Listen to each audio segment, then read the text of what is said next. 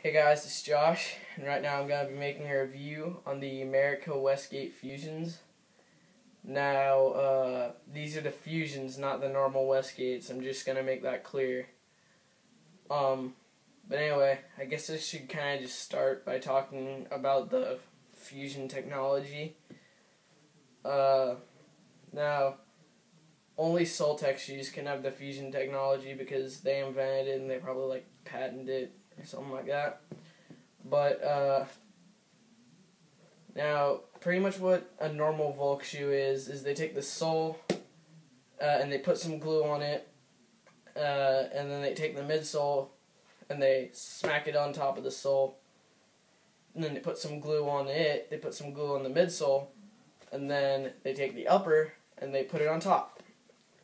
And that makes the shoe a bit heavy, a bit on the heavy side because they have to use so much glue. Then they make it even heavier by wrapping it with a piece of foxing tape to hold it all together. Now, that's where these are better, because with a normal Volk shoe, that piece of foxing tape comes off and the entire shoe falls apart. With these, they don't even need the foxing tape. It's just on there to make it look like a Volk shoe, and it probably help with flicking the tricks a bit. But what they do with Fusions, if I remember correctly, is they just bond the sole, the midsole, and the upper all together using some special glue that turns into a foam type of thing, if I remember. It turns into a foam whenever it dries. And then the shoe would hold together right there, and you could skate it if you really wanted to. But they just wrap it with a piece of foxing tape, like I already said, to just make it look like a Volk shoe.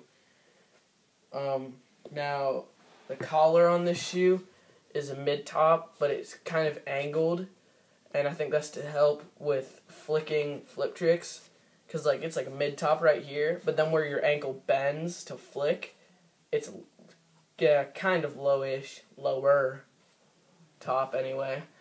And it's medium to thick padded on the collar. And then the tongue is thin, but it has some padding.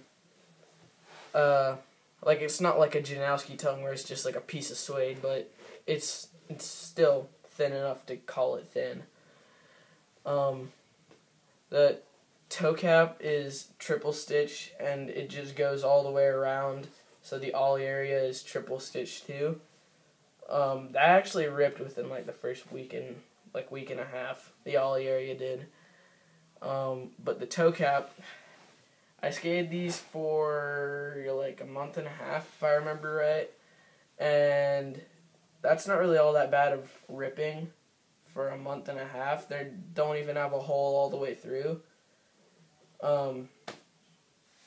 And I'll probably go back to these sometime in the future, but the reason why I stopped using them was because with the Fusion technology, they can't put gel inserts into their shoes or any kind of foam stuff. So all the protection these shoes have was just this ortholite footbed, which is thin, but it's really comfy. They're probably the most comfortable insoles I've ever had in a shoe, but they don't offer really any protection at all. That's why I wouldn't recommend these shoes to a gap skater. And the grip on the bottom, no holes in my front foot, no holes in my back foot. I don't heel drag, so that's still completely fine.